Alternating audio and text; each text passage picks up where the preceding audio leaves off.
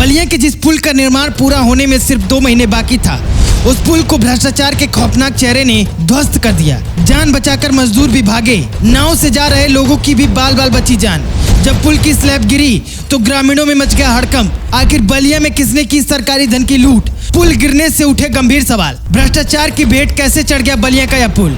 UP के मुख्यमंत्री योगी आदित्यनाथ ने भ्रष्टाचार और लापरवाही के खिलाफ सख्त कार्रवाई का दावा किया था, लेकिन बलिया के पुल हादसे ने इस दावे को खोखला साबित कर दिया है। संयोग ही रहा कि हादसे से पहले मजदूर काम करने के बाद पुल पर से हट चुके थे। पुल से सटे घाट से कुछ देर पहले ही नाव लोगों को लेकर दूसरी तरफ रवाना हुई थी। सोचिए, अगर नाव या कोई मजदूर की टोली पुल के नीचे मौजूद होती तो कितना बड़ा हादसा हो सकता था।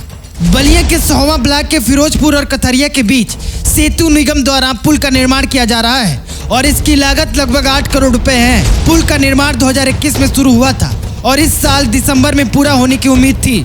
हालांकि रविवार को हुए हादसे से यह साफ पता चल गया कि पुल के निर्माण में कितनी बड़ी कमी थी। करोड़ों की लागत से बन रहे इस पक्के पुल का एक हिस्सा रविवार की शाम को ध्वस्त हो गया।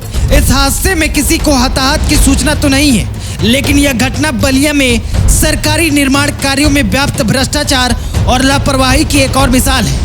पुल के अभाव में नदी के दोनों तरफ बसे गांवों के लोग वर्तमान के समय में नाव से ही एक ओर से दूसरी ओर आते जाते हैं। हादसे के 2 मिनट पहले ही नाव लोगों को लेकर दूसरी तरफ रवाना हुई थी, जिसमें सवार 20 यात्रियों की जान बच गई। यदि नाव नीचे रहती और पुल का गिरा हुआ हिस्सा नाव पर गिरता तो कितने मासूमों की जान जा सकती थी। इस हादसे से यह साफ साफ पता चल रहा है कि पुल के निर्माण में भारी लापरवाही हुई है। हादसे के बाद मुख्यमंत्री योगी आदित्यनाथ की सरकार की जीरो टॉलरेंस की नीति पर सवाल उठ रहे हैं। सरकार ने अक्सर दावा किया है कि वह भ्रष्टाचार को रोकने के लिए कड़ी कार्रवाई कर रही है, लेकिन बलिया के फिरोजपुर में हुए हादसे से यह साफ हो गया है कि सरकार के सारे दावे दिखावटी हैं और जमीन पर आज भी वही हालत है। इस मामले में अधिकारी भी लांग लपेट में जुट गए हैं। सेतु निगम के अधिकारियों ने दावा किया है कि बीम को जोड़ने में देरी के कारण यह गिर गया।